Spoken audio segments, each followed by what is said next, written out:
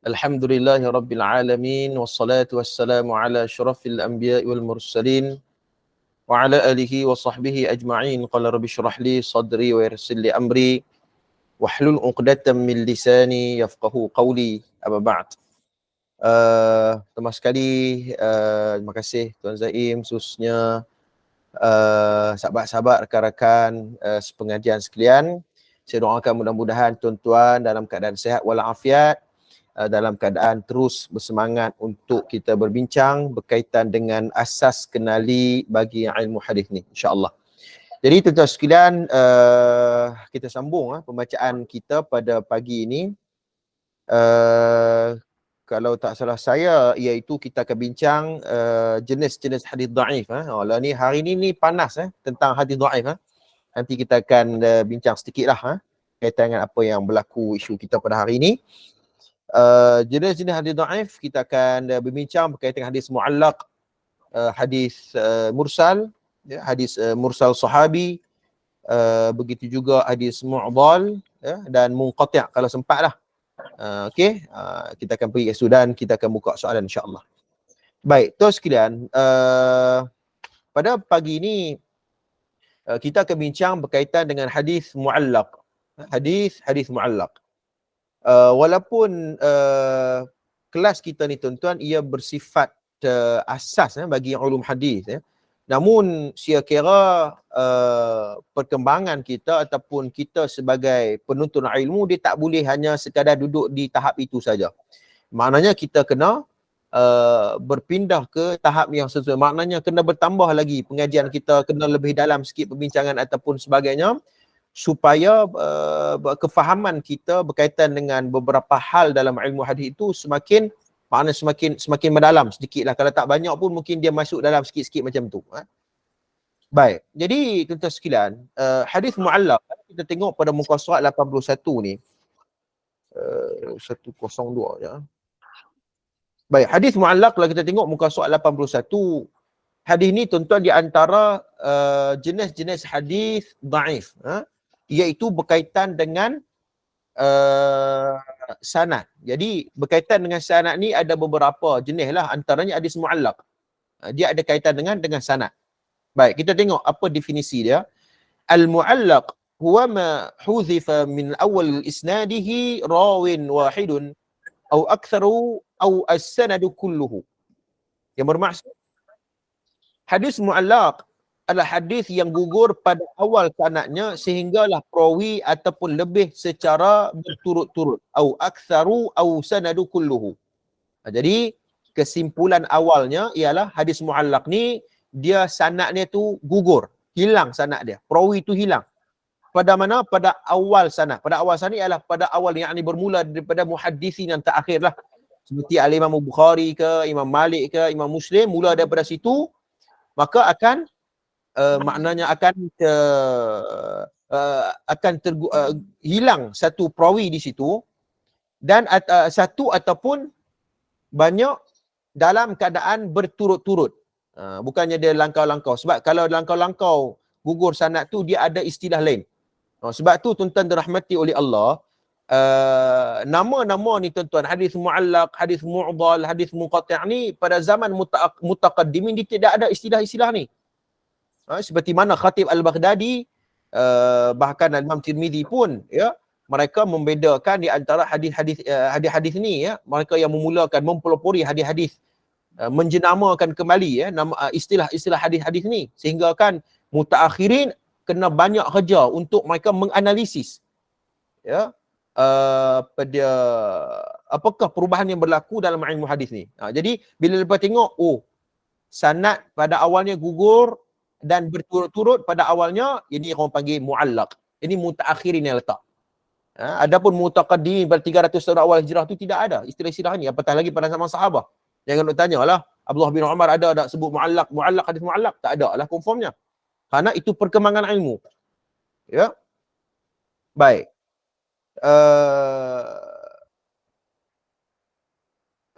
Profesor Dr. Syarah Qudah kalau kita tengok di sini, wasummiya muallaqatan li'annahu mausulun minal a'la ay min jihatin nabi. Prof Dr. Syarah Qudah dia mengatakan bahawa kenapa nama muallaq?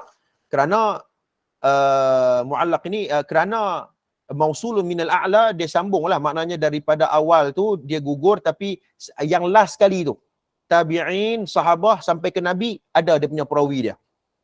Itu dinamakan muallaq. Pada awal sanad saja. Baik. Dia tak ada apa sangat dia punya perbincangannya, cuma begitu. Cuma sekali kita akan tengok. Baik. Hadis tersebut disandarkan kepada perawi yang lebih atas daripada perawi yang telah digugurkan. Kita tengok muka soal 81 tu, dia punya rajah dan nak bagi kita senang faham. Penulis kitab di situ menulut kepada iaitu muhaddis. Muhaddis yang terakhir. Muhaddis terakhir ni seperti mana kita mengetahuinya, seperti Imam Abu Daud, Tirmizi dan sebagainya, itu muhaddis. Ya, contoh hadis muallaq, tuan-tuan tengok, qala Malik akhbarani Zaid bin Aslam anna Ata bin Yasar akhbarahu anna Abu Sa'id al-Khudri akhbarahu anna sami'a Rasulullah sallallahu alaihi wasallam yaqul idza aslama al-'abdu fa husina islamuhu yukaffirullahu anhu kull shay'in kana zalfa ila akhir hadis.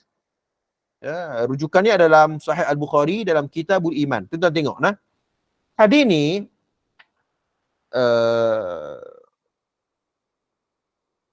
hadis ni kalau kita tengok, ia dikeluarkan oleh Al-Imam Bukhari dalam kitab Sahih Al-Bukhari. Hadis ni, ya. Idza aslama al-'abdu fa hasuna islamuhu. Ya, keluarkan oleh Al-Imam Bukhari. Kemudian Imam Bukhari dia tak sebut perawi selepasnya. Kita tengok nah. Dia tak sebut perawi selepasnya, namun kemudian dia terus dengan ungkapan daripada Malik. Bukhari terus kepada qala Malik. Jadi tuan-tuan tengok apa pengarang kitab kita ni kata. Imam Bukhari tidak menyebut nama gurunya. Sedangkan beliau meriwayatkan hadis daripada Imam Malik melalui perantaraan beberapa perawi, kerana Imam Bukhari lahir 196 Hijrah, ya, tidak sempat berjumpa dengan Imam Malik 179 Hijrah. Jadi orang mempertikaikan, ya, kenapa Imam Bukhari tidak menyebut guru selepasnya, selepas Imam Bukhari itu, kenapa tak sebut? Ya, kenapa terus langkah kepada Imam Bukhari? Karena Imam Bukhari lahir 196. Imam Malik wafat 179. Confirm tidak pernah bertemu di antara Imam Bukhari dan Imam Malik rahimahullahu taala, Malik bin Anas. Sebab tu ada seorang tokoh ulama hadis, ya. Kalau tak salah saya, Syekh Usamah Abu Zaid, bukan Syekh Usamah Al-Azhari, ya, Syekh Usamah Abu Zaid kalau tak salah saya, yang sering saya juga mengikuti, dan beliau di antara salah seorang profesor hadis di Universiti Qatar, Syekh Usamah kalau tak salah saya, bukan Usamah Al-Azhari, ya. Dia mengatakan bahawa ya, di antara salah satu ilmu dalam ilmu hadis ni, tuan-tuan, ialah ilmu untuk kita mengenali secara terperinci bila perawi hadis tu wafat dan bila perawi hadis tu lahir. Jadi kalau kita menguasai tarikh-tarikh wafat ini dan tarikh lahir ini, itu cukup ia memberi kepada kita implikasi kepada sesuatu periwayatan. Ya, cukup untuk kita mempersoalkan bagaimana hadis ini dijumpai, ataupun bagaimana hadis ini diperolehi daripada seorang perawi, ya, padahal dia belum lahir, ataupun mustahil dia berjumpa dengan seorang perawi kerana tarikh lahirnya sangat jauh berbanding dengan kewafatan gurunya dan sebagainya. Hal ini perlu untuk kita menitik beratkan, kerana dalam hadis muallaq ni, khususnya dalam bab perbahasan hal ini, ialah daripada muhaddis tu dia skip perawi selepasnya, kemudian dia langkau pergi ke perawi yang seterusnya. Nah, itu berkaitan dengan muallaq. Baik. Hukum bagi hadis muallaq ialah hadis yang tertolak, yakni mardud. Ya, muallaq ni hadis yang ditolak, mardud, kerana kehilangan satu syarat penting penerimaan hadis, iaitu rantaian sanad yang bersambung. Seperti mana kita bahas, iaitu hukum definisi bagi hadis sahih ni adalah ittisali sanad. Mesti bersambung sanad. Itu syarat bagi hadis yang makbul, hadis yang sahih. Jadi bila sanad ini tidak bersambung, terputus, ini termasuk di antara hadis yang mardud, hadis yang ditolak. Perkara ini berlaku kerana pada saat muallaq, seorang perawi atau lebih telah digugurkan, justru tidak dapat diketahui bagaimana para perawi menerima hadis dan sejauh mana ketepatan dan ketelitian mereka dalam meriwayatkan hadis. Jadi timbul persoalan. Ya, bagaimana perawi itu mengambil hadis daripada apa dia, seorang perawi yang dari sudut tarikh lahirnya pun jauh ataupun wafatnya sangat tidak masuk akal. Kalau kita bahawa dia seperti mana Imam Bukhari berjumpa dengan Imam Malik, mustahil. Kerana ini tarikh wafat yang sangat jauh. Ya. Nanti orang tanya, ustaz, macam tu Imam Bukhari dia meriwayatkan hadis muallaq dalam sahih Bukhari ke? Sabar, sekali kita akan sentuh bab itu.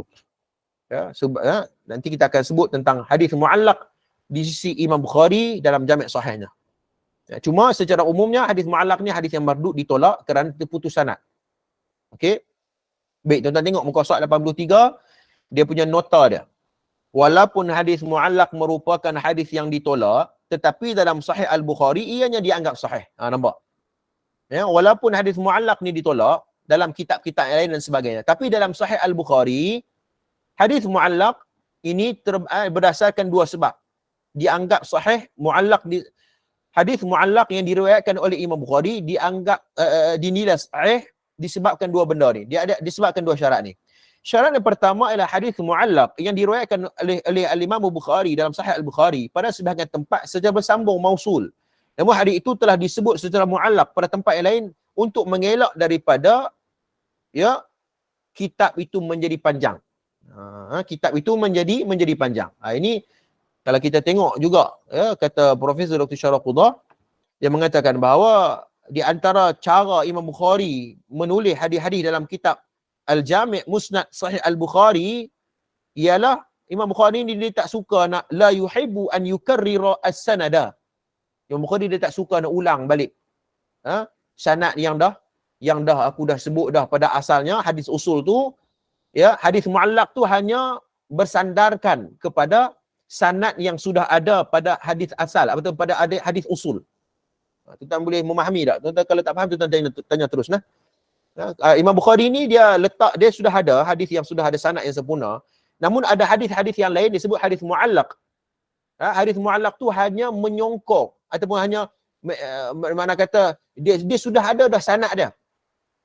Cuma Imam Bukhari dia tak mau dah ulang banyak kali. Macam kita lah, kita ni bila ulang banyak kali sangat pun kita pun orang Kedah kata cemui.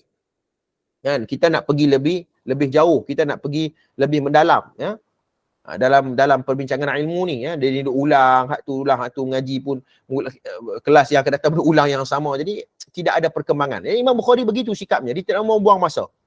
La yuhibbu an yukarrara as-sanada. Dia tak mau buang masa, dia tak suka ya, ulang balik. Dan ia menambahkan fa inna lam yajid sanadan jadidan lil hadits ala syartihi allaqatu hadits iktifatan bi dhikri fi sahih fi makan al-akhar. Imam Bukhari tak akan sebut pada tempat yang tempat yang lain lah dalam Sahih Bukhari. Imam Bukhari tak akan sebut kerana cukuplah sanad ni yang aku sebut pada hadis usul ataupun pada hadis asalnya. Cukuplah pada hal itu.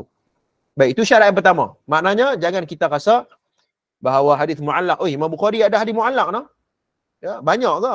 Jadi nanti kita akan tengok daripada jumlah dia. Cuma para ulama hadis mengatakan sahih kalau dikeluarkan oleh Imam Bukhari dalam Jami' Sahih. Bukan dalam kitab yang lain, dalam kitab Jami' Sahih saja. Al-Jami' Al-Musnadadu As-Sahihu Mukhtasaru min umuri Rasulullah SAW wa sunanihi wa ayyamihi. Kitab tu saja. Adapun dalam kitab-kitab yang lain seperti Al-Adabul Mufrad, lagi kita akan bincang sikit. Ya, berkaitan dengan ni, kitab yang mungkin saya akan bincang sikit kot, taklah secara mendalam kita akan bincang sikit berkaitan dengan ada berkaitan dengan hadis dhaif juga nah. Baik. Pertama. Boleh tanya Ustaz? Ya, silakan. Adakah yang saya fahamlah. Okey. Dengar Ustaz? Silakan. Okey. Adakah bermaksud hadis yang sama telah disebutkan dengan penuh sanadnya di tempat lain, di kitab lain? Adakah itu maksudnya? Tak, maksudnya disebut dalam kitab Jami' Sahih Al-Bukhari. Bukan dalam kitab-kitab lain, dalam Jami' Sahih Al-Bukhari. Sebab tu perbahasannya ialah al-mu'allaqatu fi sahihi Al-Bukhari. Bukan al-mu'allaqatu fi kitab Al-Bukhari. Bukan. Para ulama dia letak satu bab khas apabila bincang tentang hadis mu'allaq di sisi Al-Bukhari. Ulama bahas, ada satu tajuk khas bincang pasal itu. Jadi dia bincang Hadis ni, hadis muallaq ni hanya terdapat dalam, yang sahihnya hanya terdapat dalam Sahih Al-Bukhari sahaja, bukan dalam kitab-kitab yang lain. Dalam kitab Adab Mufrad ke, dalam kitab Tarikh Al-Bukhari ke, tidak ada. Itu tidak ada kaitan. Itu dalam pembahasan yang lain. Ini dalam bab Sahih Al-Bukhari saja. Okey, jelas tuan? Baik, jelas. Okey, baik. Baik, sama-sama. Okey, sebab yang kedua iaitu hadis-hadis yang disebut dalam Sahih Al-Bukhari hanya secara muallaq, tetapi Imam Bukhari telah menyebut hadis itu dengan menggunakan lafaz-lafaz menunjukkan kepastian dan kepercayaan. Sebab tu kalau tuan ingat pada pertemuan lepas saya dah sebut tentang ma'allaqahul Bukhari bisighatil jazam. Bisighatil jazam wa bisighatit tamrid. Sighah jazam dengan sighah tamrid. Itu kita kena hafal jugalah perkataan-perkataan sighah-sighah yang Imam Bukhari itu dia guna apa? Dia guna sighah apa? Ya, dia guna sighah apa? Dalam hal ini tuan-tuan tengok pada muka surat 83 tu.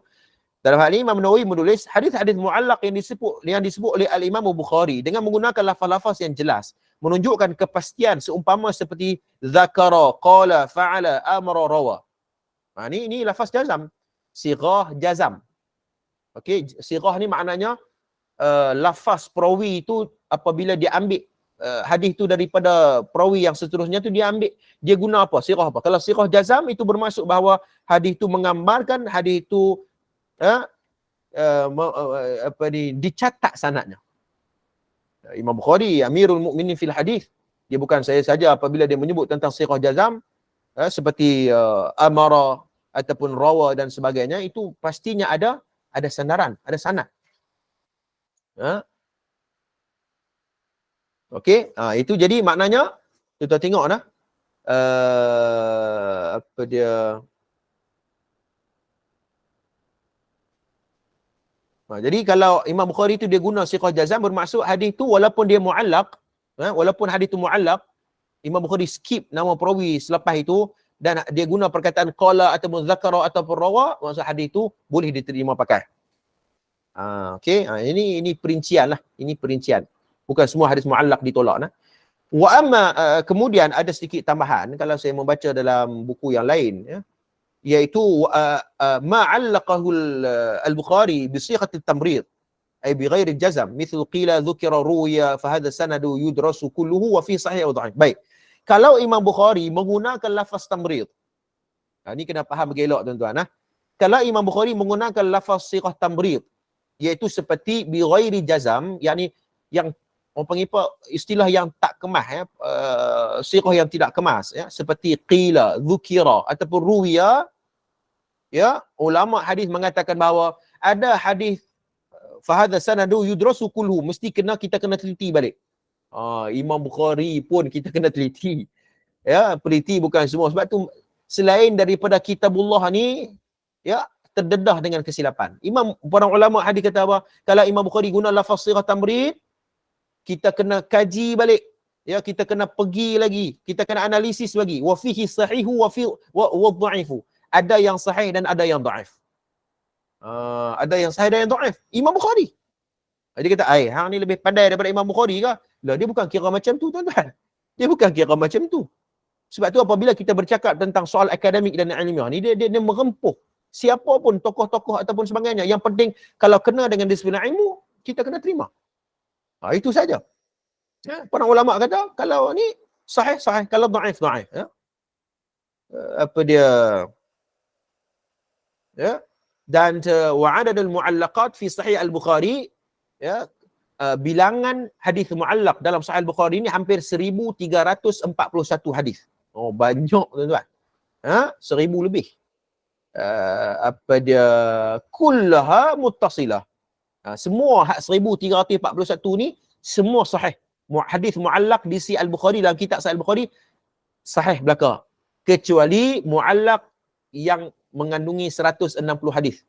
Rupanya para ulama kaji ada 160 hadis dalam Sahih Al-Bukhari yang bersifat muallaq, itu yang bermasalah. 160 je. Kan? Bukannya sampai beribu. Maknanya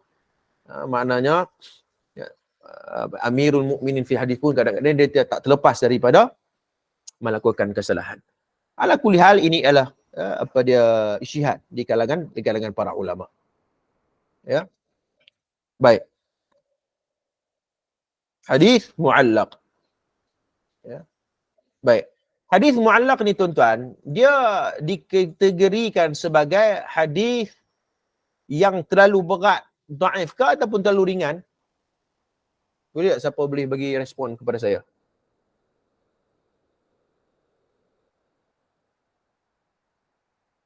Ya. Ringan ke atau berat muallaq ni?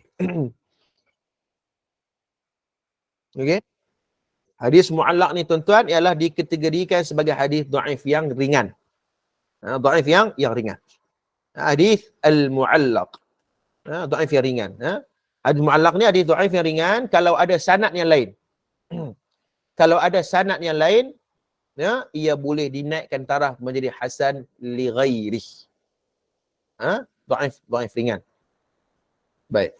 Ustaz, maksudnya saya tanya Ustaz, Ya, silakan. maksudnya ada jalur yang lain, begitu? Ya. Ada jalur yang lain yang lebih kuat ataupun sama taraf dengannya, ia boleh dinaik tarafkan menjadi hadis hasan li ghairihi. Kerana hadis muallaq ini termasuk dikategorikan sebagai hadis dhaif yang ringan. Saya membaca kitab Minhajul Naqdi fi Ulumil Hadis oleh Dr. Nuruddin Atir. Dr. Nuruddin Atir ni ulama sufi tuan-tuan. Dia kecenderungan kepada tasawuf. Kecenderungan kepada tasawuf ya. Tapi dia alim hadis, kita kena memperakui keserjanaannya. Syekh Nuruddin Atir dalam kitab dia apa orang panggil Allahumma salli ala Muhammad, dia mengatakan bahawa kalau hadis dalam bab mana tadi saya letakkan tadi, iaitu pada bab at-tabi' wal syahid, iaitu al-mutaba'ah wal syawahid, iaitu mestilah hadis itu dhaif yang ringan. Dhaif berat tak boleh. Sebab saya tengok ada dekat Facebook, ya, ada tokoh-tokoh ilmuwan kita yang ya cuba untuk menaikkan hadis-hadis dhaif yang berat ini. Kalau ada riwayat yang lain boleh dinaikkan taraf menjadi hasan li ghairi. Oi, senang sangat.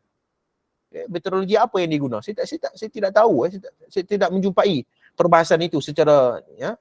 Cuma apa yang saya tengok, ini Syirun Atir. Kalau nak kata ini disebut dalam kitab ni.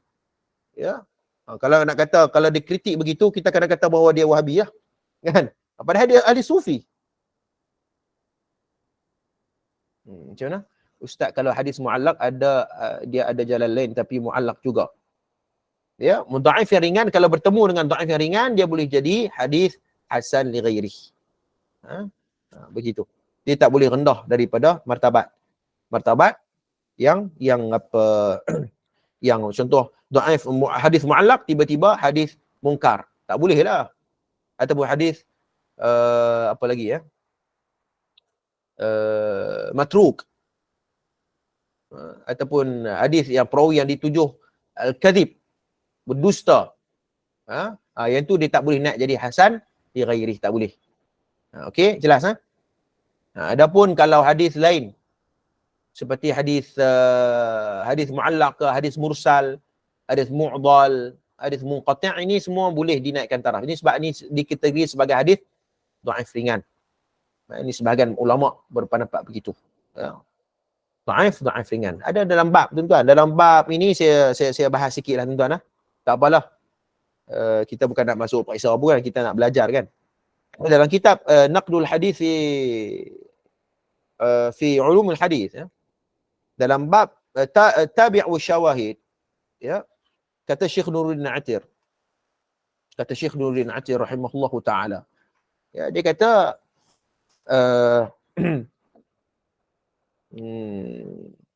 wala ma kana al-maqsud bil mutaba'at wa syawahid at-taqwiyah. Ya, maknanya peranan untuk kita nak naik ada riwayat lain untuk kuat balik kita punya sanad yang awal tu, ialah peranannya ialah at-taqwiyah, untuk menaik balik sanad tu. Contohnya hadis ni hadis muallaq ya, ada sanad yang lain yang lebih sahih. Ya, peranan tu dia boleh naikkan hadis tu jadi hadis hasan li ghairi. Ya, tetapi fa inna al-muhadditsina yatasahalun. Tapi ada sebahagian ulama muhaddisin. Dia kata ulama muhaddisin, al-muhaddisin. Bukan orang awam. Ya, sebahagian ulama muhadithin yatasahalun, dia bermudah-mudah dalam menaikkan hadis-hadis yang berat ni. Ya, ataupun hadis yang bermasalah ya dengan ya, apa dia menjadi hasan li ghairi. Tak boleh. Ha? Nah, jadi ini masalah. Sebagai contoh tuan-tuan sekalian, apa hujah saya apabila orang tanya saya sekarang lagi hadis muallaq ni adalah hadis dhaif ringan Apabila kita sebut tentang pembahasan dhaif yang berat, ada sanad lain dhaif berat juga ataupun dhaif ringan yang menyokong hadis yang berat itu, dia tak boleh naik kerana ia tidak boleh dibina. Hadis dhaif yang berat itu tak boleh dibina dengan apa-apa pun dhaif berat ni. Sebab tu ada sebagai contoh, ini satu hujah. Ya, apabila kita melihat satu riwayat daripada Imam Abi Isa Tirmizi rahimahullahu taala, dia meriwayatkan satu hadis, ahbab habibuka haunan ma Isa an yakuna baghiduka yawman ma. Ini hadis yang panjang. Hadis ini hadisnya Imam Tirmizi kata hadza haditsun gharib la na'rifuhu bi hadzal isnad ila min hadzal wajh. Abi Isa Tirmizi kata hadis ini gharib, bermasalah. Aku tak tahu sanad melainkan melalui jalan ni saja.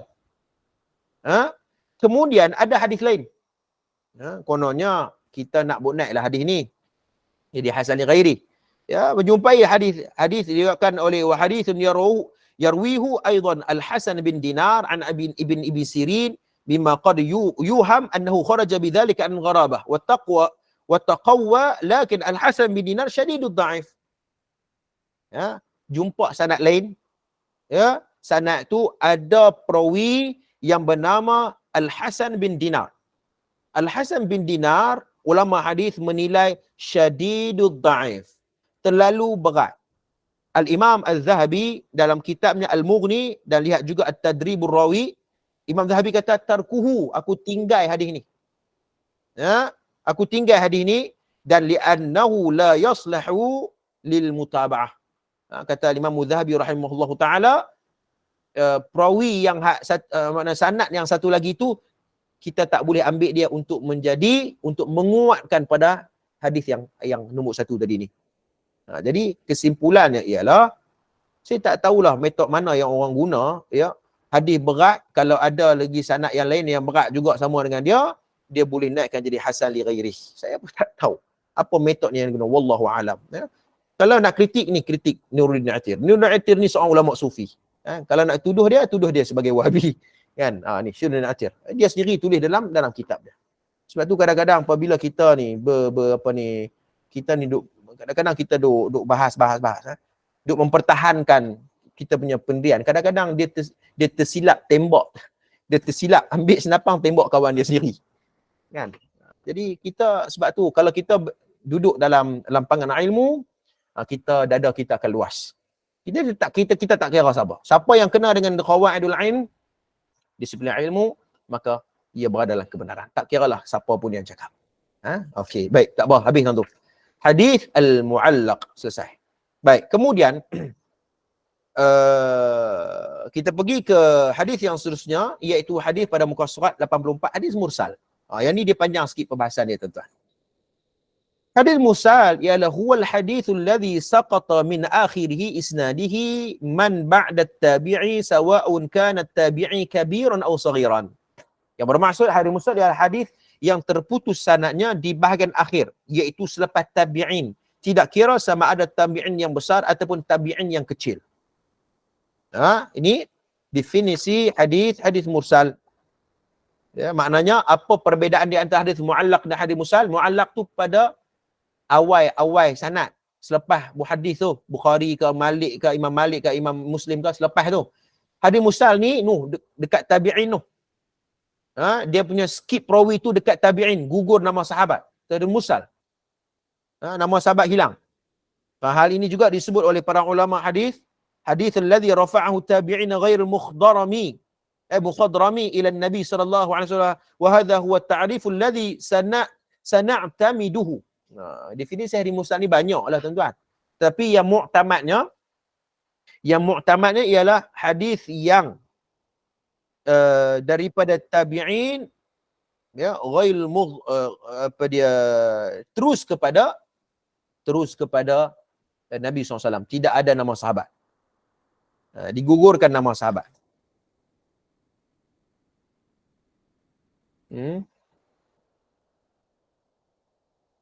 Baik.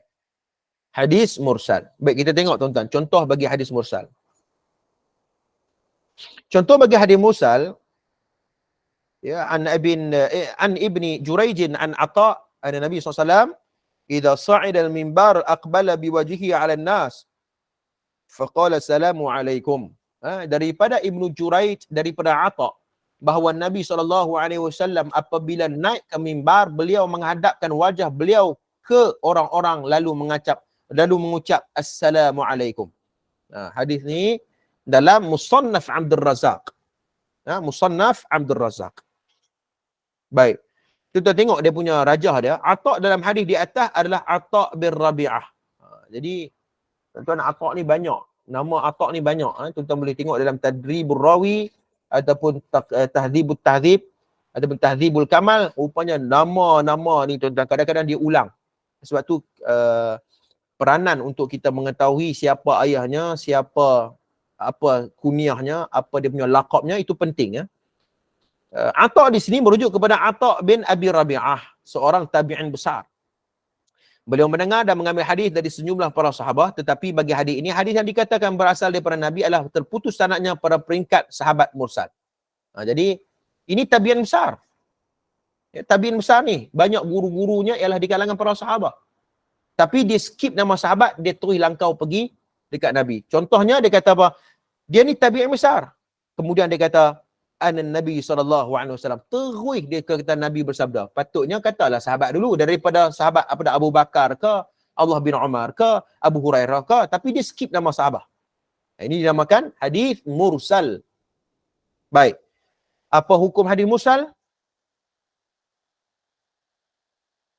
Ya. Hukum bagi hadis mursal, ya, ialah hadis daif yang tidak boleh diterima sebagai hujah kerana hilangnya salah satu syarat penting penerima hadis, iaitu sanad yang bersambung, ittisali sanad. Ini secara umum. Nanti kita akan pergi di sudut pendetilannya. Secara umumnya hadis mursal ni, ya, ialah hadis yang ditolak, hadis yang mardud, tak boleh bawa hujah. Ya. Selain itu, kredibiliti perawi yang digugurkan daripada rantaian sanad tidak diketahui. Terdapat keberangkalian bahawa perawi yang digugurkan daripada rantaian sanad bukan seorang sahabat dan dia ialah seorang perawi yang lemah. Kita nak tahu macam mana. Ya, tabi'in tu di skip nama selepas itu. Perawi selepas itu tiba-tiba sebut nama Nabi SAW. Jadi kita nak tahu siapa perawi selepas itu. Jadi ya, bagaimana kita nak pastikan, ya, sama ada perawi itu thiqah ataupun tidak, dhabit ataupun tidak, adil ataupun tidak. Kerana ia sudah tidak menepati salah satu hukum bagi hadis sahih. Ini secara umum, nanti kita akan pergi secara detail tentang hukum hadis mursal. Kerana at-ta'addadat ara'ul ulama fi hukmil hadithil mursal. Ya, perbezaan di kalangan para ulama dari sudut syarat-syarat dia. Ada ulama terima tapi ada syarat dia. Ya, ada ciri-cirinya. Nanti kita akan tengok apa ciri-cirinya. Ya, tapi secara umumnya kalau hadis itu hadis mursal, hadis itu tidak, hadis itu termasuk di antara hadis yang dhaif. Baik, kita tengok. Ya, ta'addadat arahul ulama, perbezaan ataupun perselisihan pendapat ulama tentang hadis mursal. Ulama berbeza pendapat dalam penerimaan hadis mursal. Ya. Kita tengok secara umumnya terdapat 3 pendapat di kalangan para ulama berkaitan dengan hukum penerimaan hadis mursal. Ya, pendapat yang pertama ialah pendapat jumhur di kalangan ulama muhaddisin. Ya, ra'yul awal ra'yu kathirin minal muhaddisin. Kebanyakan para ulama hadis. Ya, wa huwa anal hadithul mursal dha'ifun. Mereka mengkategorikan hadis mursal ini dia adalah hadis yang ditolak. Hadis yang dhaif. Ya, wa daliluhum annahu yuhtamalu an yakuna fi sanad rawin dhaif. Ya. Karena di antara hujah dan dalilnya, ya, mereka berpendapat bahawa bagaimana kita nak pastikan perawi selepas itulah perawi yang sahih. Kita nak pastikan. Kebanyakan ulama hadis, ulama usul fiqh, ulama fiqh berpegang dengan pendapat ini. Ya. Dalil atau alasan ialah kerana perawi yang digugurkan daripada sanad tidak diketahui. Kita tak kenal dia. Dan keberangkalian perawi yang gugur bukan di kalangan para sahabat tetap wujud. Maknanya, tabi'in tu kemungkinan dia ambil daripada tabi'in yang lain. Tapi dia tak sebut. Kemungkinan juga tabi'in tu dia ambil hadis tu daripada sahabat. Nanti kita akan tengok pendetilan tu. Tuan-tuan boleh ikuti dah perbincangan ni. Kalau tuan-tuan tak faham, nanti tuan-tuan tanya terus. Tuan-tuan boleh memahami. Maknanya tabi'in tu kemungkinan dia ambil daripada tabi'in yang lain. Ya. Dan dia skip. Dan tabi'in tu kemungkinan ia terdedah dengan kedabitan, kesiqahan, ya, adalah dia. Adapun para sahabat itu tidak perlu dipertikaikan. Kerana Al-Hafidh Ibn Al-Asqalani mengatakan bahawa kullu sahabatul adalah. Semua sahabat itu adil. Tak perlu dipertikaikan. Tapi kalau ia melibatkan perawi perawi yang bukan sahabat, itu perlu pendetilan, itu perlu penelitian dan analisis. Jadi pendapat yang pertama mereka menolak. Dan pendapat ini kebanyakan para ulama menolak hadis mursal. Pertama. Ar-ra'yu tsani, pendapat yang kedua, ra'yu Abi Hanifah wa Malikin. Hadis mursal ini terbagi di antara tokoh yang menerima hadis mursal ini sebagai dalil ada 3 orang ulama mujtahid mutlak. Ya, pertama Al-Imam Abu Hanifah, yang kedua Imam Malik, yang kedua Imam Ahmad ibn Hanbal rahimahullahu taala. Ada 3 tokoh ulama ni. Serta satu golongan ulama lain berpegang dengan pendapat ini, mereka menerima dengan syarat. Maknanya bila terima pun ada syarat. Bukan terima macam itu saja. Sebab tu ada orang yang bermudah-mudah. Jangan bermudah-mudah kerana hadis ni dia ada pendetilan dia. Ya, ada pendetilan Imam Abu Hanifah, Imam Ahmad dan sebagainya. Ambil hadis mursal ada syarat. Apa syaratnya? Syarat yang pertama ialah syarat yang pertama adalah perawi yang menggugurkan sanad, yakni mursil itu adalah orang yang thiqah.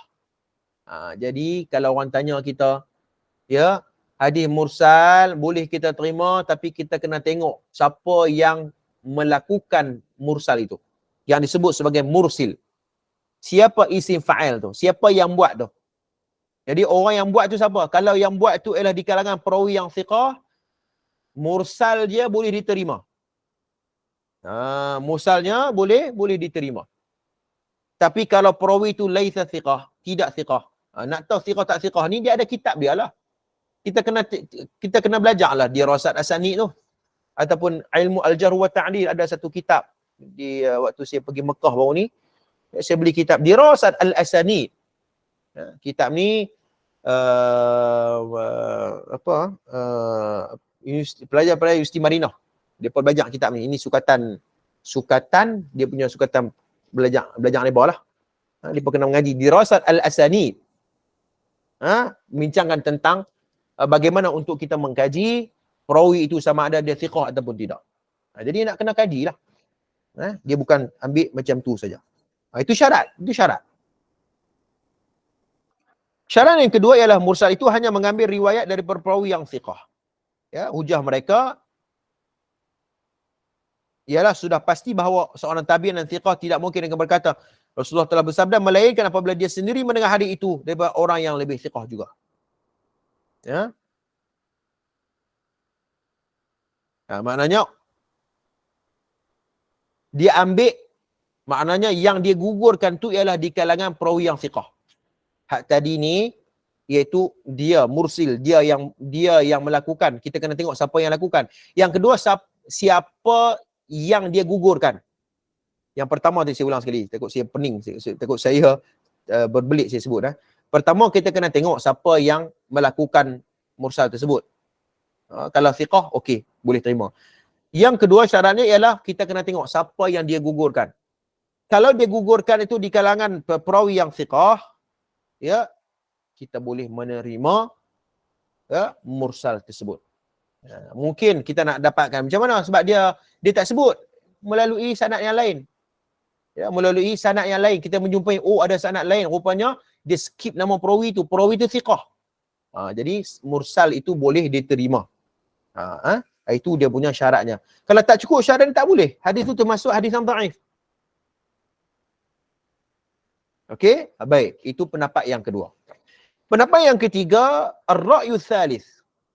Pendapat yang ketiga iaitu pendapat yang dipegang oleh al-Imam Syafi'i rahimahullahu taala. Imam Syafi'i pegang pendapat ni. Faqad wajada Syafi'i fi ra'yi tsani khalalan. Karena Imam Syafi'i dia berpendapat boleh terima mursal ini sebagai dalil, namun ada beberapa syarat yang perlu dipatuhi. Kena syarat juga. Sebab tu saya terbaca dalam kitab ni. Kitab dikarang oleh Kedudukan dan Peranan Hadis Dhaif, dan menurut perspektif ulama Islam ni, dia ambil ya beberapa nukilan berkaitan dengan Imam Syafi'i dia mengambil hadis-hadis mursal dan sebagainya. Ya, kena tengok perincian dia, kena tengok syarat dia. Muka surat 88 89 dia mengatakan bahawa Imam Syafi'i mengambil hadis-hadis mursal. Mengambil hadis-hadis mursal. Rupanya hadis mursal di si Imam Syafi'i ni, kalau dia nak ambil, Imam Syafi'i nak ambil, dia ada perincian. Antara perincian yang pertama ialah orang yang melakukan irsal itu adalah di kalangan tabi'in yang besar. Syarat pertama, nak kena tengok siapa yang melakukan mursal itu. Siapa yang buat tu. Kalau dah di kalangan tabi'in yang besar seperti Al-Imam Hasan Al-Basri, seperti Al-A'mash, seperti tokoh-tokoh yang lain, yang ni kita boleh ambil. Tabi'in besar. Tapi kalau sigharut tabi'in, tabi'in yang kecil, yang tu tak boleh. Bagaimana kita nak pastikan tabi'in ni duduk dalam kategori tabi'in besar ke tabi'in kecil? Yang ni kena belajar ilmu tabaqat. Ada satu ilmu lain dalam ilmu hadis sebut sebagai ilmu at-tabaqat. Ilmu at-tabaqat. Ilmu at-tabaqat. Tuan-tuan sekalian, ada kitab yang disusun oleh Al-Imam Abu Nu'aim Al-Asbahani dalam kitab Hilyatul Awliya. Kitab ni dia menghimpunkan nama-nama generasi mula para sahabah, mula daripada generasi tabi'in, sigharut tabi'in dan sebagainya. Ada nama-nama yang telah dikumpulkan oleh para ulama. Jadi kita nak kena buat kerja sikit, nak kena pergi cari, nak kena mengkategorikan sama ada perawi itu di kalangan tabi'in besar ataupun tabi'in kecil. Begitu juga kitab yang disusun oleh, tuan-tuan boleh lihat dalam kitab Usdul Ghabah fi Ma'rifatis Sahabah Li'is Ibn Athir. Ini pun di antara kitab berjilid. Hampir 7 jilid kitab ini menghimpunkan tabaqat-tabaqat ini. Tuan-tuan boleh lihatlah. Hari ini ada dalam Maktabah Syamilah. Tuan-tuan boleh rujuk. Kalau ada kemampuan untuk cek lah. Kita boleh pastikan sama ada tabi'in besar ataupun kecil. Baik, syarat pertama tabi'in besar. Maka dinyatakan nama seseorang yang thiqah dengan perkataan lain. Baik. Itu yang pertama. Yang kedua, syarat bagi Imam Syafi'i, apabila mursil tersebut menyatakan nama gurunya sewaktu dia melakukan irsal, maka dinyatakan nama seorang yang thiqah. Dengan perkataan lain, dapat dipastikan bahawa orang yang melakukan irsal daripadanya, yang digugurkan dari sanad adalah seorang yang thiqah. Seperti mana syarat nombor 2 tadi ni. Pendapat Imam Malik, Imam Ahmad dan Imam Hanafi, Imam Syafi'i pun berpendirian yang sama. Maknanya, bila kita cek balik, rupanya yang dia gugurkan itu ialah perawi yang thiqah. Yang tu kita boleh terima mursal dia. Di sisi Imam Syafi'i. Jadi nak kena cek lah. Itu nak kena cek tu. Kan? Bila orang panggil dirasat asanid, yang tu dia nak kena analisis sanad. Untuk sekalian. Baik. Kemudian syarat yang ketiga dari Imam Syafi'i rahimahullahu ta'ala. Jika terdapat perawi yang thiqah, lagi dipercayai yang meriwayatkan hadis yang sama, maka riwayat tidak bercanggah dengan hadis mursal tersebut. Maknanya ada syawahid dan mutaba'ah. Ada sanad lain yang perawi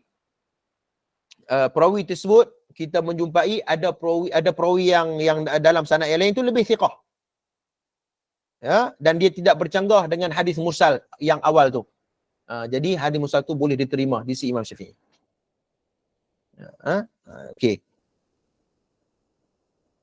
Syarat yang keempat, iaitu bersama-sama dengan 3 syarat ni, hendaklah didapati pada hadis mursal itu salah satu daripada sifat-sifat berikut. Okey. Yang pertama, hadis mursal diriwayatkan melalui sanad lain secara bersambung.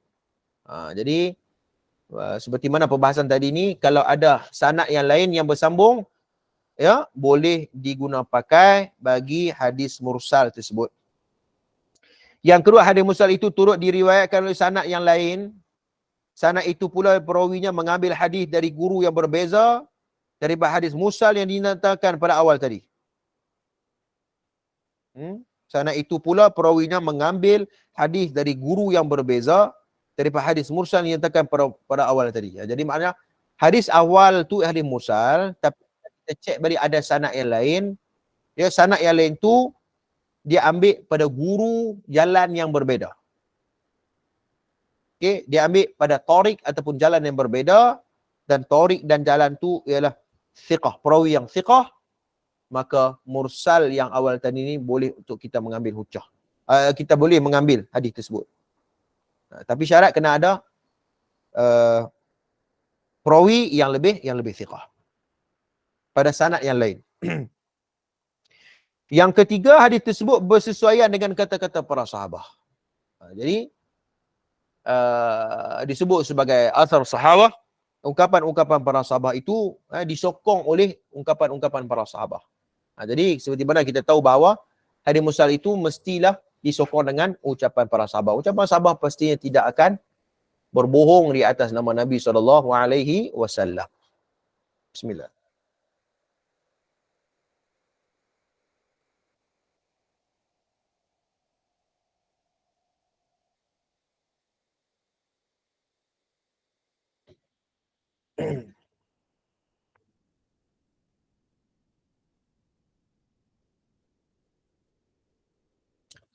Okey dah. Kemudian syarat yang sesuai itu majoriti ulama memberi fatwa bertepatan dengan hadis mursal tersebut atau bersesuaian dengan tuntutan hadis mursal.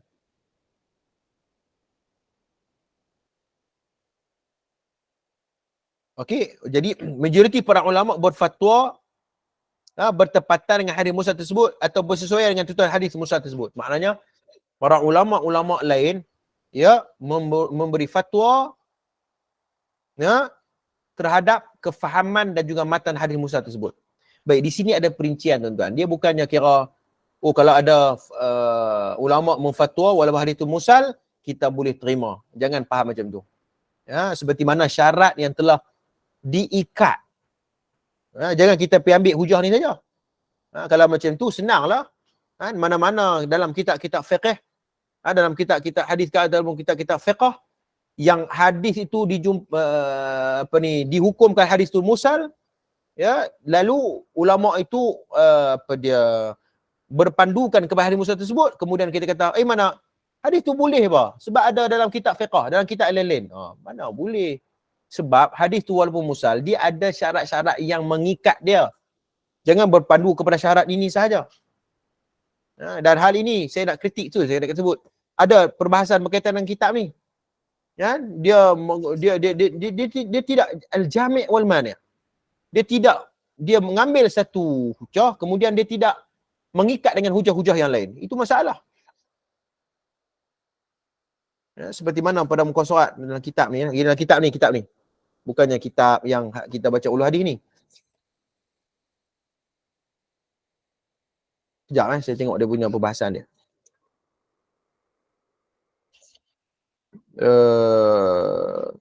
Okey.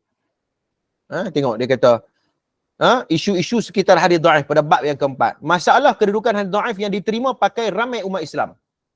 Maknanya kalau ramai umat Islam pakai hadis tu hadis dhaif, sama ada mursal ataupun tidak, ya, hadis tu boleh diguna pakai. Senangnya dia guna kaedah man talqatuhu al-ummah bil qabul. Ya, apabila diterima pakai oleh ramai majoriti umat Islam hadis tu, ya, hadis tu boleh kita guna. Mana boleh macam tu? Kan dia tak boleh guna kaedah macam tu. Lalu dia datangkan ucapan Imam Sakhawi dan sebagainya. Kata bahawa kena tengok konteks perbahasan itu. Ya, kalau hadis tu diguna pakai oleh majoriti para umat Islam, ya, kita kena tengok hadis tu hadis apa. Kalau hadis tu hadis maudhu' sebagai contoh, atau hadis yang terlalu berat, ya, walaupun diguna pakai, diamalkan oleh majoriti umat Islam, hadis tu terlalu dhaif yang berat. Dia tak boleh naik jadi hadis yang hasan li ghairi ataupun dhaif yang ringan. Tak boleh. Kerana ini disiplin ilmu. Tapi kitab ni dia kata boleh. Jadi itu yang saya pening ya. Jadi ada beberapa kemusykilan yang saya mungkin kalau ada kesempatan saya akan mungkin akan respon sikit kot berkaitan dengan hadis, berkaitan dengan kitab ni. Tak apa, kembali kepada perbahasan hadis mursal. Majoriti para ulama seperti yang saya sebut tadi ni, ya, dan syarat yang seterusnya adalah amalan kebanyakan ulama bertepatan dengan hadis mursal tersebut atau bersesuaian dengan tuntutan hadis mursal tersebut. Jadi maknanya syarat ni mesti diikat dengan syarat-syarat yang awal yang saya sebut tadi ni. Kalau tidak diikat, kalau begitu mudahlah. Apapun hadis mursal yang terdapat dalam kitab-kitab fiqh, dalam kitab-kitab tasawuf, dalam kitab-kitab hadis sekalipun, ya, kita boleh guna pakai atas alasan ada ulama lain pakai. Jadi tak boleh macam tu. Dia ada dawabit dan syurut yang terikat dengan disiplin ilmu seperti mana kita sebut tadi. Mursal kalau ada dilakukan oleh perawi ataupun tabi'in yang besar, Imam Syafi'i pakai hak tu. Ya. Kalau tak boleh. Ini di sisi Al-Imam Syafi'i rahimahullahu ta'ala. Tuan-tuan, berkaitan dengan hadis dhaif ni tuan-tuan, dia perbahasan yang cukup panjang. Ya. Perbahasan yang cukup panjang. Sebab tu baru ni ada timbul persoalan sama ada perbezaan di antara hadis maudhu' dengan hadis sahih. Kan? Timbul persoalan. Kalau tanya pendapat saya, seperti mana saya pernah nukil kalau siapa yang baca dekat Facebook saya, dia boleh jadi sahih dan dia boleh dia boleh jadi betul dan dia boleh jadi tak betul. Perbahasan berkaitan dengan sama ada hadis dhaif ni termasuk hadis palsu ni termasuk hadis dhaif ataupun tidak. Saya merespons, saya mengatakan bahawa kenyataan ini boleh jadi betul dan boleh jadi tak betul. Apa yang jadi betulnya? Apa yang boleh jadi betulnya? Betulnya kerana apabila hadis palsu itu termasuk dalam kategori hadis dhaif, iaitu kita katakan bahawa jawapan ialah ia berbentuk ijtihadi di kalangan para ulama muhaddithin dalam mentaksimat ataupun dalam mengkategorikan hadis palsu itu diduduk di bawah hadis dhaif. Dia hanya berbentuk ijtihadi.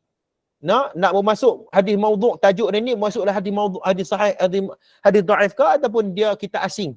Letak bagi asing. Hadis maudhu' ni satu bab yang lain, hadis dhaif satu bab yang lain. Itu bermaksud ijtihadi, ijtihad saja. Ikutlah yang mana yang lebih mudah nak bagi senang faham. Tetapi kalau saya tengok kebanyakan ulama-ulama ulum hadis seperti Syekh Nuruddin Atir sendiri, ya, seperti Syekh Musafa Mahmud Qahtan, begitu juga Dr. Syarah Qudah, Profesor Dr. Abu Laith dan beberapa kitab-kitab yang lain, banyak yang mengkategorikan ataupun meletakkan taksimat, ya, hadis maudhu' itu di bawah tajuk hadis dhaif. Ya, seperti mana kita dah bahas pada awal. Ni hadis ni terbagi pada dua. Hadis mardud dan hadis makbul. Hadis makbul, hadis sahih dan hasan saja. Hadis mardud ialah hadis yang ditolak. Ya, dan hadis yang ditolak itu termasuk hadis maudhu'. Jadi sebab tu saya kata, kenyataan yang mengatakan hadis palsu itu termasuk hadis dhaif ataupun tidak, saya kata betul. Ya, boleh kita kata begitu. Betul kerana ia bersifat ijtihadi. Ada ulama buat macam tu. Tetapi boleh jadi salah. Pula dah ustaz ni pening sungguh. Tak apa, sabar dulu saya nak beritahu. Kenapa salah? Kerana jika kita beranggapan bahawa hadis palsu itu adalah seperti hadis dhaif. Ya, seperti hadis dhaif. Ya, maka implikasinya berbeza seperti peranan yang boleh kita ambil seperti proses al-i'tibar untuk kita menaikkan hadis itu menjadi hadis dhaif ringan. Itu yang jadi masalah. Kalau dia faham seperti hadis maudhu' tu seperti hadis dhaif ringan yang boleh kita bonek jadi hadis dhaif ringan, jadi hasan li ghairihi dan sebagainya. Itu yang jadi masalah. Ya, seperti mana kita tahu bahawa hadis maudhu' ni nama saja yang disandarkan kepada hadis kerana perawi itu dia reka hadis. Sebab tu orang panggil hadis maudhu'. Adapun hadis ni bukan hadis. Tapi dah perawi itu disandarkan kepada hadis, kita kena sebutlah hadis ni hadis yang maudhu'. Walaupun hadis ni direka oleh para perawi hadis. Itu saja. Jangan kita duk pening-pening kepala. Berkaitan dengan taksimat ataupun mengkategorikan hadis maudhu' ni duduk di bawah hadis dhaif ataupun tidak. Tuan-tuan sekalian. Sebab tu perincian tentang hadis dhaif ni tuan-tuan, dia ada dia punya perincian dia. Dia tak boleh kita pandang sambil lewa berkaitan dengan perbahasan hadis dhaif ni. Ya, sebab tuan-tuan ada satu kitab saya beli dekat Mekah baru ni. Ya, Ahadith al-mu'allaqah zahiruha as-sihhah. Ni kitab ni. Ya, kitab ni saya beli iaitu berkaitan kitab ni dia membincangkan tentang apa? Iaitu membincangkan tentang secara umumnya hadis tu kita tengok hadis tu sahih. Tapi rupanya kalau kita pergi ke lebih mendalam, kita kaji dari sudut asanidnya ataupun sanad-sanadnya rupanya ada masalah. Jadi sebagai contohnya boleh lihat dalam tajuk dalam bab ini Musnad Hudzaifah bin Yamani radhiyallahu an, pada bab Musnad Hudzaifah bin Yamani radhiyallahu an, iaitu pada hadis qala Abu Daud haddatsana Hasan bin Ali akhbarana Yazid anba'ana Hisham an Muhammad qala Hudzaifah ma ahadun minan nasi tudrikuhu al-fitnatu ila ana akhafuha alaihi ila Muhammad bin Maslamah fa inni sami'tu Rasulullah sallallahu alaihi wasallam yaqul la tadurrukal fitnah. Tu hadis dia. La tadurrukal fitnah. Baik. Hadis ni tuan-tuan, ya, Muhammad huwa ibn Sirin wa Hisham huwa ibn Hasan wa anta idza nadharat fi sanaduhu wajadtuhu rijalus sahih. Baik. Kalau kita tengok secara umum, sanad tadi yang saya sebut tadi ni, rijalus sahih. Secara umumnya perawi dan sanad yang saya sebut tadi sahih. Walakin, tetapi ada seorang masalah. Muhammad bin Sirin rawaituhu an Hudzaifah mursal. Ibn Sirin dia meriwayatkan daripada Hudzaifah hadis ni mursal. Kama fi Jami' at-Tahsil. Seperti mana disebut dalam kitab Jami' at-Tahsil. Maknanya sanad hadis ni kadang-kadang secara umumnya kita tengok, sahih ni. Belum tentu lagi. Kita kena pergi lebih dalam. Kemungkinan hadis ni mursal. Ya, hadis ni mursal. Begitu juga hadis yang direkodkan oleh Al-Imam Tirmidzi. Qala Al-Imam Tirmidzi rahimahullah ta'ala haddatsana Hasan bin Sabbah Al-Bazzar akhbarana Sufyan bin Uyainah an Zaidah an Abdul Malik bin Umair an Rib'i wa huwa ibnu Hirashin an Hudzaifah Al-Yamani qala Rasulullah sallallahu alaihi wasallam iqtadu bil ladzani min ba'di Abi Bakr wa Umar. Itu hadis dia. Dan hadis ni lah hasan. Hadis ni lah hasan. Ya. Namun Imam Tirmidzi bi annahu munqati' wa anna Abdul Malik bin Umair lam yasma'hu bir Rabi'i. Innama sami'hu min maula Rabi'i Hilal. Baik. Ini sedikit perincian saya nak sebut. Ni contoh nak bagi senang faham. Hadis yang saya sebut tadi ni ialah hadis siapa contoh tabi'in besar? Saya minta seperti Imam Hasan Al-Basri. Ya, seperti Al-Imam Hasan Al-Basri, Al-A'mash, siapa lagi ya? Allahumma salli ala Muhammad. Kena tengoklah kitab-kitab tu ada. Tabi'in yang besar ya. Ada Sa'id bin Musayyib sah. Terima kasih. Ya. Waqi' bin Jarrah ya. Syu'bah bin Al-Hajjaj, Al-A'mash. Siapa lagi? Ni kena ada lah. Banyaklah. Nanti ada kitab-kitab ada kalau nak. Ada kitab yang diberikan. Abdul Rahman bin Mahdi sah. Betul. Ini semua tokoh-tokoh besar. Ulama tabi'in yang besar. Ada dia punya kitab dia. Baik. Tapi tak mana ada tadi ni. Okey.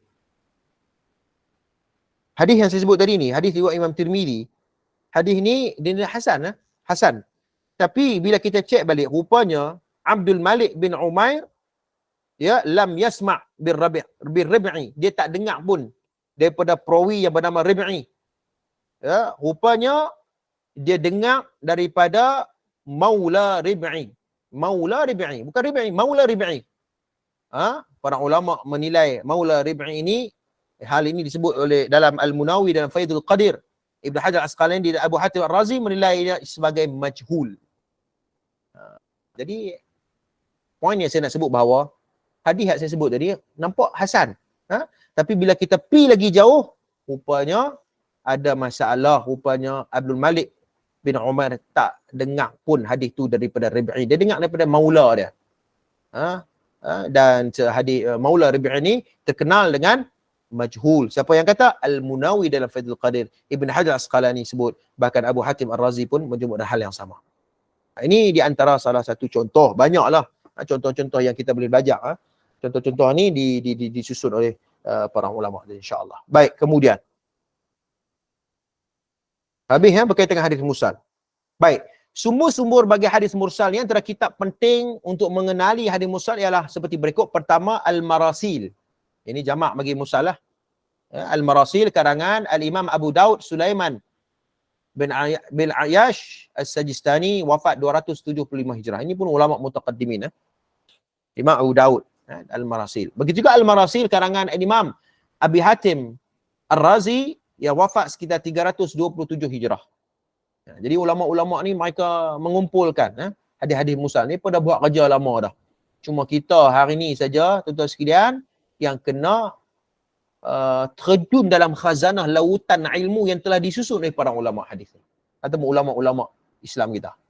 Ini kerja-kerja sarjana ataupun pemikir-pemikir ataupun pengkaji-pengkaji lah. Kan? Ni kerja ni lah. Kitab-kitab marasil ini rujukan-rujukan kita. Jami' at-Tahsil lil Ahkam al-Marasil karangan Al-Hafiz Salah ad-Din Abu Sa'id Al-Khalil Al-Qaykaldi Al-A'la'i, wafat 761 Hijrah. Ini pun di antara menghimpunkan hadis-hadis mursal. Baik, habis. Berkaitan dengan hadis mursal. Kemudian, tajuk yang seterusnya pada muka surat 88 iaitu mursal sahabi. Jadi mursal sahabi ni sama kan macam hadis mursal yang kita faham tadi ni? Tak sama. Berbeza sama sekali.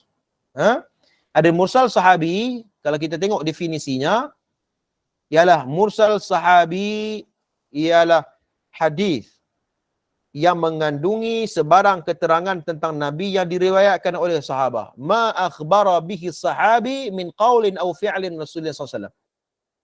Bukan diriwayatkan oleh tabi'in, tapi diriwayatkan oleh sahabat.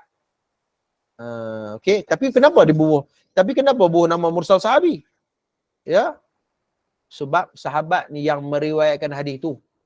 Ya, mursal sahabi huwa hadithul ladzi yarwihi sahabiyyu 'an Nabi sallallahu alaihi wasallam yatalaqahu anhu. Maknanya sahabat Nabi itu dia ambil daripada sahabat yang lain.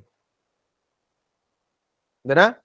Sahabat Nabi dia ambil daripada sahabat yang lain, dia tak habaq nama sahabat tu, dia terus langkau kepada Nabi SAW.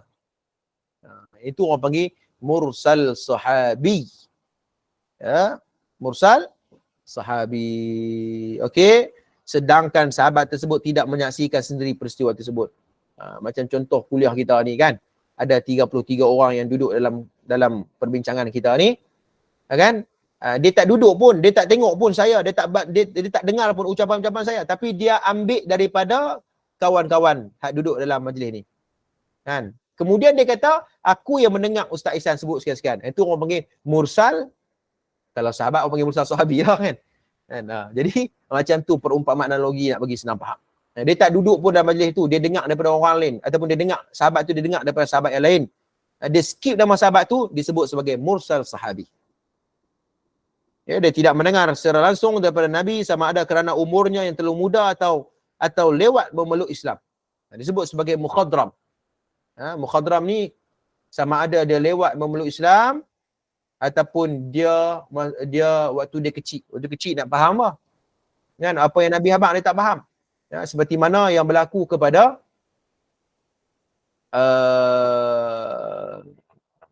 seorang sahabat Nabi.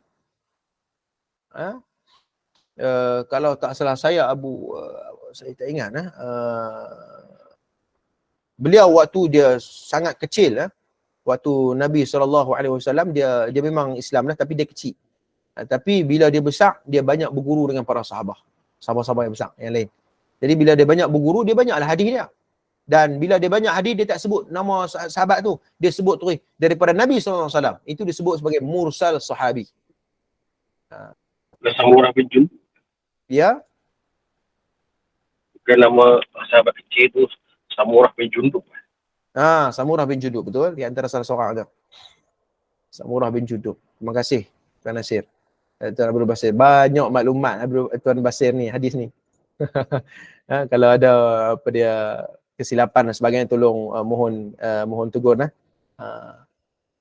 Okey. Dan Ibn Hajar Asqalani menyebut dalam Nuzhatun Nazar, Ibn Hajar kata di antara tabi'in yang besar yang sangat terkenal iaitu An-Najashi. An-Najashi. Beliau hidup pada zaman Nabi, tapi beliau tidak sempat bertemu dengan Nabi SAW. Beliau juga sebagai tabi'in yang besar, Najashi.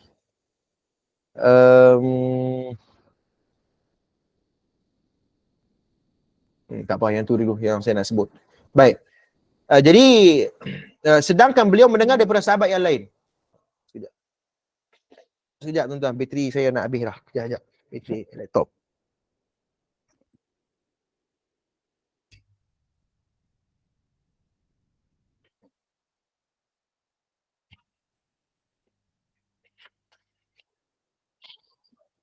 Okey nah. Sedangkan beliau mendengar daripada sahabat yang lain tanpa menyebutkan nama sahabat tersebut. Jadi duna zikra dzalika sahabi fi sanadi. Dia tak sebut nama sahabat. Itu disebut sebagai mursal sahabi. Contohnya tuan-tuan tengok pada muka surat 89, ya. Sahabat kecil dia tak sebut sahabat yang besar.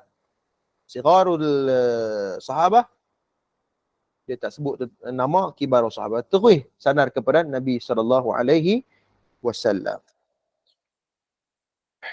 Baik, kita tengok muka surat 90.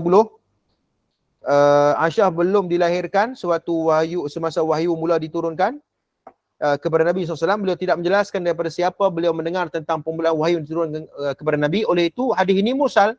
Dalam istilah ilmu usul hadis, hadis ini dinamakan mursal sahabi. Macam Aisyah.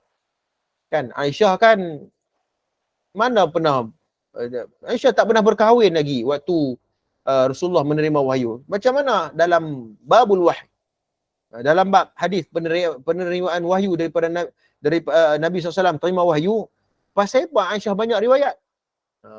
Tak pelik lah sebab Aisyah ambil daripada sahabat-sahabat yang lain. Dan tak pelik lah Aisyah ambil hadis itu sendiri daripada Nabi. Kerana Aisyah ialah di antara ummahatul mukminin.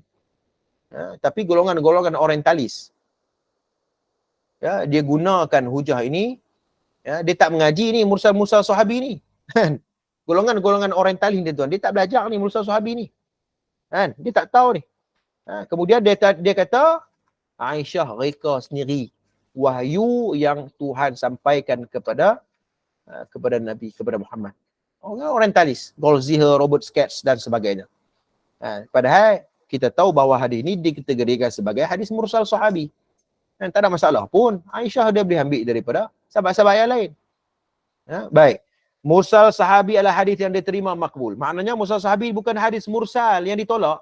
Mursal sahabi adalah mursal yang diterima makbul dan boleh digunakan sebagai hujah dan dalil. Boleh guna hujah. Ya, pendapat ini tepat dan masyhur di sisi kebanyakan ulama kerana seseorang sahabat sangat kurang meriwayatkan sesuatu daripada seorang tabi'in.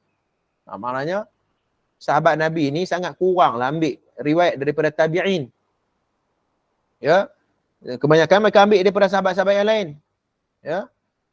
Jika seorang sahabat meriwayatkan hadis daripada seorang tabi'in, biasanya beliau akan menyatakan riwayat tersebut diambil daripada tabi'in. Selalunya kalau sahabat Nabi ni dia ambil riwayat hadis itu daripada tabi'in, yakni tabi'in yang besar, maka mereka akan menyebut nama tabi'in tersebut. Selalunya macam tu. Jika sebaliknya beliau akan menyatakan Nabi SAW bersabda, kerana ini membuktikan bahawa sahabat tersebut mendengar hadis daripada seorang sahabat yang lain. Ya, jika sebaliknya sahabat digugurkan, kerana ini tidak menyebabkan sebarang kecacatan terhadap kesahihan hadis. Okey, jadi poinnya ialah kalau sahabat Nabi ni dia tak sebut nama perawi sahabat yang selepasnya, dia terus kepada Nabi SAW, hadisnya tetap diterima. Disebut sebagai mursal sahabi. Boleh terima. Ya, kerana kullu sahabah adalah, semua sahabat Nabi adalah adil. Mula hadis mursal adalah satu perkara yang amat suka dilakukan. Sebagai contoh, kebanyakan riwayat Abdullah bin Abbas adalah mursal kerana semasa hayat baginda beliau masih kanak-kanak.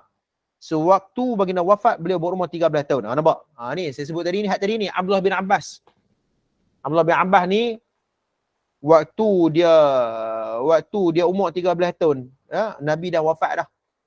Waktu umur dia 13 tahun Rasulullah dah wafat. Okey, jadi kalaulah kita ni tak ambil hadis, tolak terus perawi yang bernama Abdullah bin Abbas, rugilah kita. Berapa banyak ribu hadis duk ada dalam dada Abdullah bin Abbas. Berapa banyak hadis-hadis yang diriwayatkan oleh Abdullah bin Abbas. Rugilah. Sebab tu, hal ini disebut sebagai mursal sahabi, kerana ia diriwayatkan oleh seorang sahabat, oleh sahabat Nabi sallallahu alaihi wasallam. Wallahu a'lam. Saya rasa dekat tu dulu kot. Perbincangan berkaitan dengan hadis-hadis kategori hadis dhaif berkaitan dengan sanad. Berkaitan dengan sanad. Jadi insya-Allah saya macam nak pergi sampaikan munqati', tapi saya tak ada kot. Nanti kita buka soalan lah kalau ada soalan. Okey. Jadi insya-Allah pertemuan akan datang kita akan bahas tentang hadis mu'dhal dan hadis munqati' dan juga hadis mudallas. Hadis tadlis ni pun banyak perbahasan dia. Nanti kita akan bahas berkaitan dengan hadis mudallas itu hadis tadlis al-hadis. Wallahu a'lam. Jadi saya buka soalan kalau ada persoalan kepada saya. Wallahu a'lam. Assalamualaikum. Silakan, fadhal. Assalamualaikum Ustaz. Assalamualaikum. Ya. Ya tuan. Saya nak beberapa soalan Ustaz. Silakan, fadhal. Yang pertama saya tadi yang nak cerita tentang hadis mu'allaq ni, taklid Imam Bukhari. Selain dalam Sahih Bukhari, adakah Imam Bukhari meriwayatkan hadis mu'allaq ni dalam kitab-kitab lain? Contoh ada Mufrad ke, ada selain pada Bukhari? Dan selain pada tu, adakah kalau hadis mu'allaq ni di dalam kitab tak pernah sebut dalam adakah Imam Muslim adakah buat sebuah hadis mu'allaq dalam Sahih Muslimnya dan kitab-kitab sunnah yang lain? Adakah hadis mu'allaq ni diterima oleh sebahagian besar ulama selain pada Bukhari? Kalau dalam mu'allaq sunnah Abi Dawud, dalam sunnah An-Nasa'i, At-Tirmizi. Itu soalan pertama Ustaz. Baik, saya bagi selesai dulu soalan tu dulu lah. Okey, soalan pertama daripada Tuan Abdul Basir, ada ataupun tidak hadis mu'allaq dalam kitab-kitab yang dikarang oleh Imam Bukhari? Jawapannya ada.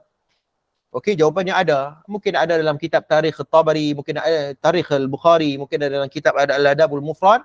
Tapi kitab tu memang orang panggil apa dalam bahasa kita ni, tidak menjamin kesahihan hadis mu'allaq. Tidak menjamin kesahihan. Adapun hadis mu'allaq yang terdapat dalam Sahih Al-Bukhari yang bermasalah hanya 160 saja. Yang lain beribu hadis. 1340 hadis yang disusun oleh para ulama muhaddisin apabila mengkategorikan hadis mu'allaq dalam Jami' Sahih Al-Bukhari, itu hadis yang sahih. Kerana seperti mana saya terang tadi ni, Imam Bukhari dia ada sanad lain, dia tak mau ulang balik dah. La yuhibba an yukarrar sanad. Dia tak mau ulang balik dah. Dia dah sekali dah sebut, cukuplah. Dia skip sanad dia, tak mau panjang kitab tu. Jadi jawapannya adalah ada ataupun tidak, jawapannya ada dalam kitab-kitab yang lain, hadis Adabul Mufrad, namun tidak menjamin kesahihan. Nak kena cek lagi. Nak kena buat kerja lagi. Itu pertama. Yang kedua, hadis mu'allaq yang terdapat adalah hadis Sahih Muslim. Terima kasih Tuan Basir peringatkan saya terlupa nak habaq tadi nota. Wa hadithun sahihun akhrajuhul muslimun fi sahihi muttasilan. Ya, hadis-hadis mu'allaq yang terdapat dalam Sahih Muslim, ya, ialah hadis ini ialah hadis yang sahih dan muttasilan, hadis yang bersambung sanadnya, dan hal ini ditegas hadis boleh rujuk dalam kitab Minhajul Hadis ila Ulumul Hadis. Jadi maknanya tapi kalau hadis mu'allaq dalam kitab-kitab yang lain seperti Abu Daud ke, Tirmizi ke, ataupun Sunan Darimi, Muwatta' Malik, Musnad Imam Ahmad, hak tu kena cek lagi. Adapun Bukhari dan Muslim, mu'allaq yang dilakukan oleh Bukhari dan Muslim itu kejaminan yang mengatakan hadis itu sahih itu peratusannya berat. Macam tu. Tuan boleh faham tak? Maknanya kalau dalam Abu Daud ada mu'allaq, hak tu yang tu orang kata apa, kemungkinan besar itu dhaif. Tapi nak kena cek jugalah. Wallahu a'lam.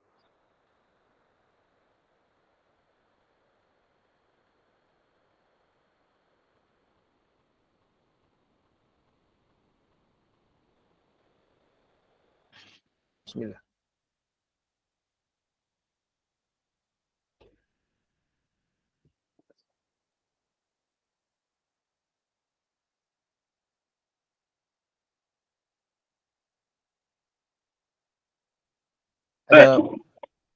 Ada soalan lain ke?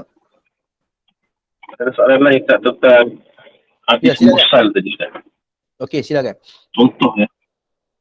Saya selalu dengar lah yang Maulana Nasir cakap ni, kalau hadis mursal ni, kalau datang daripada Hasan Al-Basri, banyakkan ulama cek dulu. Katakan. Tapi kalau jatuh datang kalau Sa'id Musyrik ni, contoh Imam Syafi'i terima dia kan, hadis mursal. Banyakkan ulama ni dia lah. Pandangan Ustaz macam mana Ustaz? Hasan Al-Basri ni. Banyakkan ulama ni, kalau dalam kitab yang diajar oleh yang saya dengar pada Maulana sendiri lah. Dari Hasan Basri ni dia kategorikan lebih kali sekali. Tak jelas sikit tentang Mursal Hasan Al-Basri. Okey, saya tak apa jelas soalan Tuan Basir tadi. Mungkin saya ulang balik, kalau silap betul lah. Mursal yang dilakukan oleh Hasan Al-Basri boleh diterima ataupun tidak. Betul ke macam tu? Ya, macam tu Kak. Betul kan soalan dia? Ya. Ya, betul soalan. Maulana Asri kata macam mana? Saya tak dengar tadi, tak jelas. Kata kalau datang daripada Hasan Al-Basri ni, ulama akan periksa dulu lah. Boleh terima? Melainkan daripada Boleh terima? apa dia nak terima dia tu, dia kena check dulu. Kalau daripada Hasan Al-Basri. Okey. Sepanjang pembacaan saya yang agak terhad, dan mungkin akan jumpa dengan pembacaan-pembacaan yang lain, sepanjang pembacaan yang terhad ni, okey, kalaulah Hasan Al-Basri memang ada isu. Al-Imam Hasan Al-Basri seorang tokoh ulama tabi'in besar, memang ada isu, ya, beliau terkenal dengan melakukan mursal dan juga an'anah, mu'an'an. Sangat terkenal, ya. Nanti kita akan belajar tentang hadis mu'an'an, ya. Hasan Basri memang suka buat macam tu. Ya, para ulama ada yang tolak terus, ada sebagian ulama, dan kalau tanya saya cenderung kepada pendapat tersebut ialah menerima hadis yang dilakukan oleh Hasan Al-Basri, hadis mursal dan an'anah oleh Hasan Al-Basri. Kerana beliau di kalangan tabi'in besar, dia thiqah, bukan orang biasa, ya. Boleh lihat ungkapan daripada Imam Zahabi dan juga Imam Ibn Hajar tentang ketokohan Hasan Al-Basri. Ya, maknanya perawi yang thiqah, tabi'in besar yang meriwayatkan hadis mursal boleh menerima periwayat tersebut, dan saya cenderung ke arah pendapat tersebut. Wallahu a'lam. Saya tak tahu kalau ada pendapat. Bagaimana pula? Ya. Bagaimana kalau Mursal Al-Zuhri? Macam mana? Bagaimana kalau Mursal kalau Ibnu Syihab Az-Zuhri? Pandangan ulama. Ibnu Syihab Az-Zuhri, tentang beliau. Tentang dia lah. Kalau Mursal kalau dia yang buat Mursal, apa pandangan ulama tentang dia? Az-Zuhri tokoh ulama hadis, sangat terkenal, dan saya tak pasti dari sudut perbincangan berkaitan dengan mursal yang dilakukan oleh Az-Zuhri. Wallahu alam. Tapi yang setahu saya, Imam Az-Zuhri adalah seorang tokoh ulama jarh wa ta'dil, alim kabir, dan maknanya ada kedudukan, ya, apabila dia mengungkapkan sesuatu perkara lah berkaitan dengan hadis. Ala kulli hal, dari sudut perincian tentang mursal yang dilakukan oleh Zuhri itu, wallahu alam, saya tak ada maklumat, ya, saya tak ada maklumat. Adapun Hasan Basri, saya pernah membaca berkaitan dengan hal itu. Minta maaf Tuan Basir. Lagi Ustaz, hadis mursal dia adakah dikategori sebagai dhaif atau ringan, ataupun dia ada pembagian? Mursal kah? Hadis mursal kah? Hadis mursal tak? Oh, Oh, saya kurang jelas Tuan Basit. Hadis mursal. Hadis mursal ke? Ya, hadis mursal Ustaz. Hadis mursal adakah hadis kategori dhaif ringan atau dhaif berat? Baik, hadis mursal dikategorikan sebagai dhaif yang ringan. Nah, dan kalau ada riwayat yang lain yang lebih kuat dan sebagainya, boleh dinaikkan menjadi hasan li ghairi. Ya, disebut sebagai khafiful apa dia disebut dalam istilah Nuruddin Atir. Memang dhaif ringan hadis mursal. Hadis mursal dhaif ringan. Hadis berat ni contoh hadis perawi yang dituduh kadzib, ya, berdusta, ya, perawi yang melakukan bid'ah, ya, kefasikan, ya, banyak melakukan kesilapan. Ini memang tidak boleh.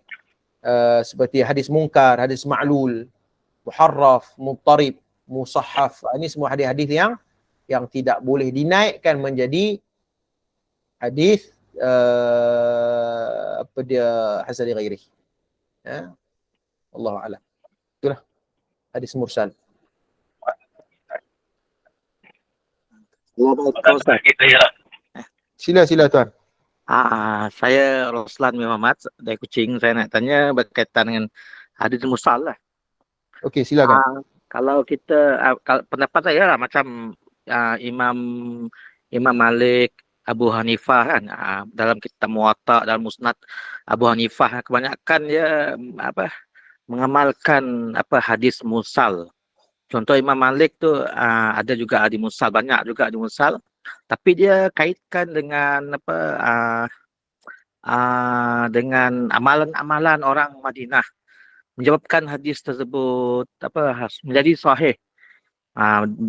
Juga dengan Abu Hanifah juga ada juga hadis mursal. Macam mana, boleh tak kita berpegang dengan tu? Kalau Imam Syafi'i tu dia ketat sangat, tapi imam lain ni dia tak ketat, macam mana dengan Ustaz? Baik, terima kasih Tuan Roslan. Seperti mana kata Syekh Nuruddin Atir, dan syarat-syarat yang telah ditetapkan oleh para ulama tadi ni, ay yuwaffiqahu qawlu ba'd sahabah. Ada di kalangan mereka di kalangan, kalau tuan sebut tadi ni Imam Malik, ya, dia menggunakan amal ahli Madinah, ya. Amal ahli Madinah tu kebanyakan mereka di kalangan para sahabah, di kalangan tabi'in yang besar. Bukan amal ahli Madinah zaman lah kan. Zaman sekarang ni balas tipu orang apa semua ni zaman lah. Di zaman itu masih lagi terjaga. Ya, maknanya apa yang hadis mursal itu disokong oleh amalan-amalan yang dilakukan oleh para sahabat, yufaqihu qalu ba'd sahabah, ataupun ada sanad yang lain yang menyokong hadis mursal tersebut, maka hadis itu boleh diterima. Ya, hadis itu boleh diterima. Okey? Jelas tak apa yang saya sebut ni? Benar Ustaz, jelas. Tapi dia melibatkan fiqh macam mana Ustaz? Dia melibatkan fiqh. Dia melibatkan fiqh. Macam Imam Syafi'i juga kan ada. Okey, baik. Dia macam ni lah.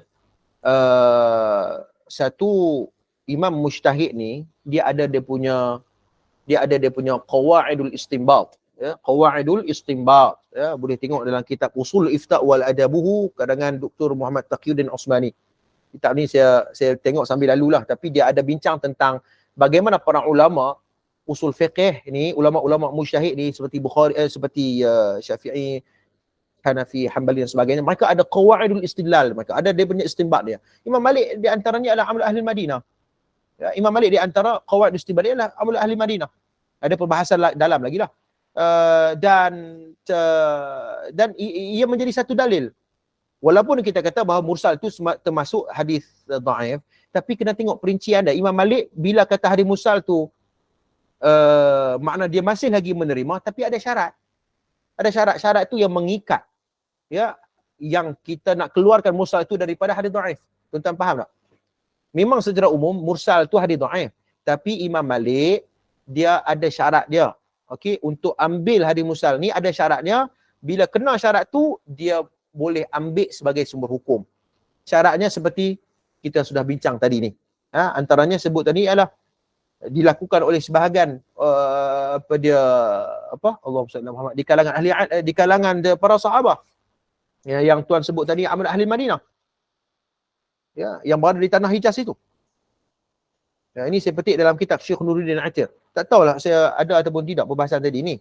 Tapi saya tengok dalam kitab Syekh Nuruddin Atir ni memang di antara satu syaratnya ialah yang dilakukan oleh para sahabat.